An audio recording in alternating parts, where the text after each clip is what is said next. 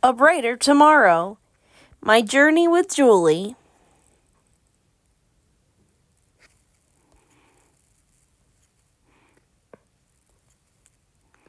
A journey begins.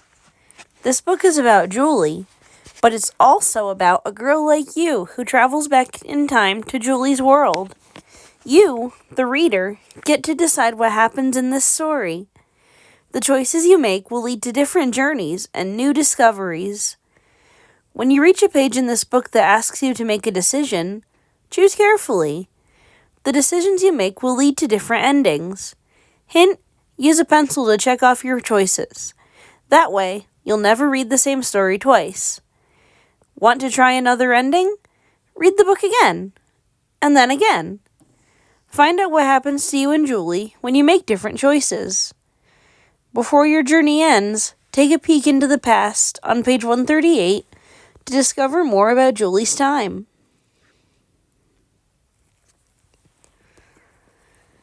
Honk honk, beep beep beep. This city noise is so loud. I shut the window and curl onto the window seat, the only part of my room that feels like home in our new apartment. I had a window seat in my old room at our house in Ohio.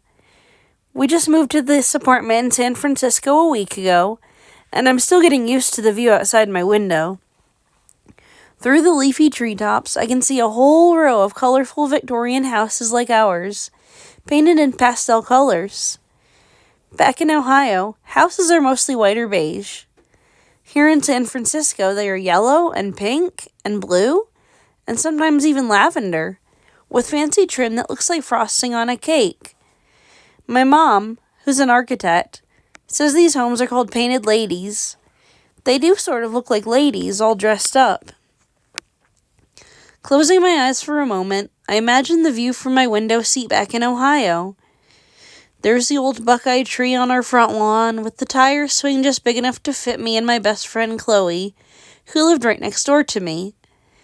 If I concentrate hard enough, I can almost hear my dad singing oldies in the kitchen as he prepares my favorite breakfast, banana chocolate chip pancakes. What are you doing? My little brother's voice snaps me out of my daydream. Ever heard of knocking? I ask him. Zach's only 7, but that's old enough to understand about privacy. Zach shrugs. It was open. He flops down on my bed and twirls a section of his curly brown hair just above his ear with his fingers. He does that whenever he's feeling anxious about something. Lately, he does it a lot. Zach, you're going to get a bald spot. Pretty soon you'll be as bald as Dad. Zach swallows. I miss Dad, he says. I want to go home. Zach, we've been over this a gazillion times, I tell him. This is home now, and Dad will be here before you know it. But I understand how Zach feels. I don't think this little apartment in the middle of California will ever feel like home.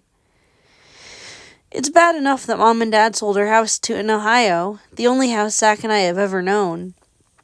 Even worse is that today is Saturday, the day that Chloe and I always meet in the front yard for our Super Saturday Silly Fest, which usually means we do a crazy dance or tell funny jokes.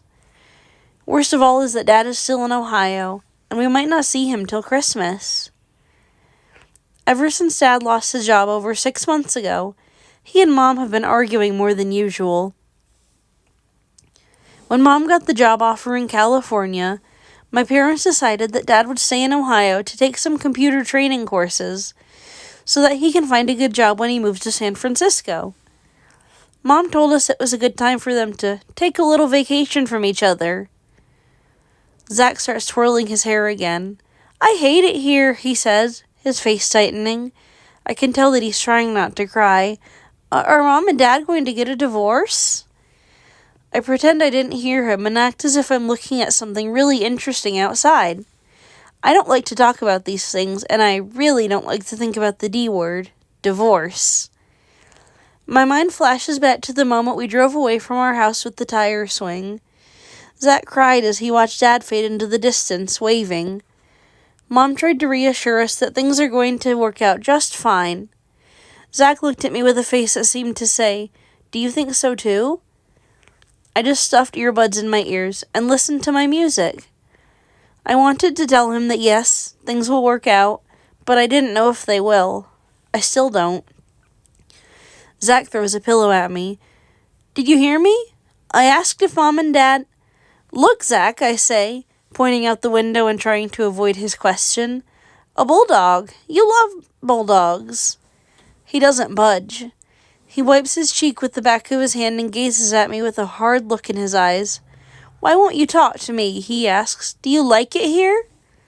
Of course not, I want to tell him. I'm just as sad as you. But I don't say it because Zach's depending on me to be the big sister. And isn't a big sister supposed to stay strong and pretend that everything is fine? Besides, what does Zach know? He's just a little kid. I relax my shoulders and give him a forced smile. You know what? Let's go get some of those mini muffins that you love at that coffee shop downstairs. And a chocolate shake. Zach heaves a sigh. Just forget it, he mumbles, and shuffles out of my room. A warm tear rolls down my cheek. I think about going after him and telling him how I really feel, but then I hear the little jingle on my laptop that signals a call on video chat. Turn to page 6. It's Chloe. I pull the computer onto my lap. Hey, Cloco Puff, I squeal when her face appears on my screen. As usual, she's wearing her favorite Daisy barrettes to pull back her curly red hair. No matter what, she's always wearing a flower. Hiya, hula hoop, she replies, using the nickname she gave me for my special basketball move. I sure wish you were here.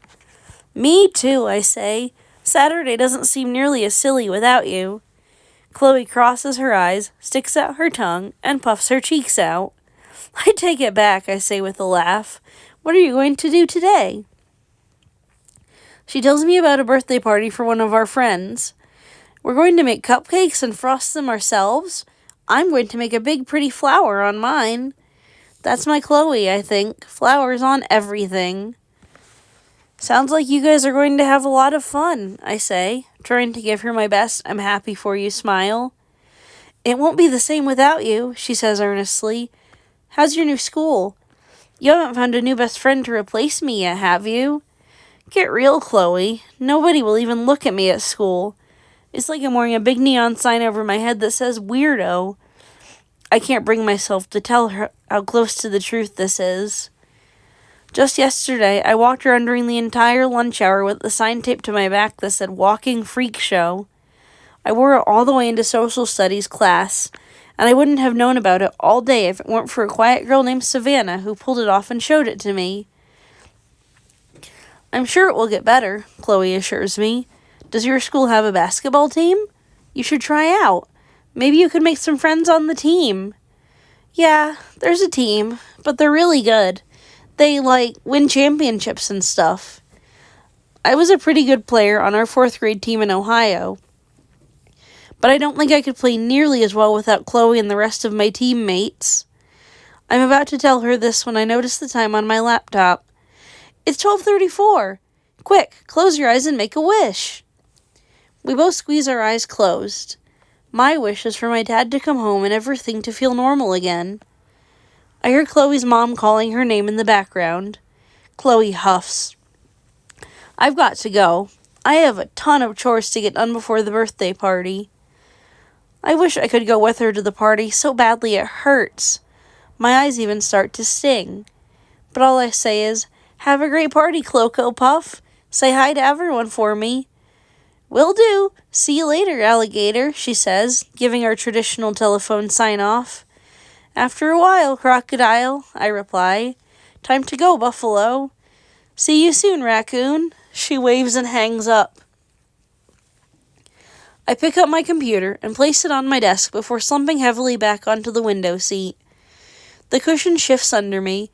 As I reach down to adjust it, I feel some hinges where the seat meets the wall. Does the seat open? I toss the cushion onto my bed, and sure enough, the bench seat is hinged. I lift up the lid and peer inside, then reach my hand in and fish around.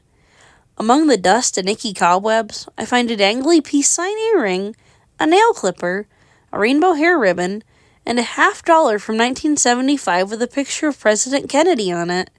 It's as if I found a time capsule. Standing up, I tie the rainbow ribbon around my ponytail and put the other treasures in my pocket. I'm about to close the lid when something shiny catches my eye in the corner of the open window seat. A marble? A button? No, it's a ring with a big black stone. I pick it up and close the window seat to sit down. I slip on the ring, and as I admire it on my hand, the stone begins to lighten in color. Is it one of those mood rings? Just then, the room starts to spin. I close my eyes, trying to make it stop. Then my stomach drops, and I feel as if I'm falling. I land with a thud and open my eyes. Oddly, I'm still sitting on the window seat, but everything has changed. The room looks like my room, but all my stuff has been replaced with someone else's. Beaded curtains and a scalloped canopy hang around the bed, which is covered by a colorful bedspread. Next to the bed is a chair in the shape of a giant egg and a matching ottoman. A lava lamp sits on the desk, next to an old-fashioned record player and tape recorder. On the dresser is a framed picture of a family, 2 parents, a teenage girl, and a girl around my age. That girl has long blonde hair with a little braid down one side and sparkly dark brown eyes.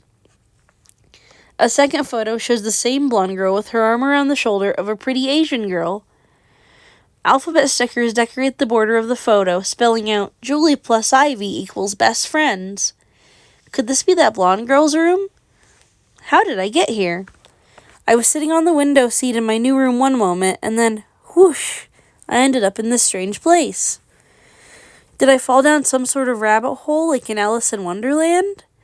I returned to the window and opened the seat to peek inside. Weird. Now it's filled to the brim with books and stuffed animals. I don't think I could possibly have fallen through there. I close the lid and sit down, confused. Across the street, I see a house painted bright purple with turquoise trim, but I swear when I looked out this window just a few minutes ago, it was painted green with white trim. Even the trees seem different, a lot smaller. This morning, I could hardly see the greenhouse through the canopy of tree branches. Now the trees are just spindly little things that hardly take up any room on the sidewalk. I glanced down at the mood ring, which has turned a cloudy amber color. It seemed almost as if the transformation, or whatever it was, happened when I put on the ring. I slip it off, and suddenly I'm spinning again, as if I'm turning cartwheels. Then, just as suddenly, the spinning stops, and I'm back in my own room again.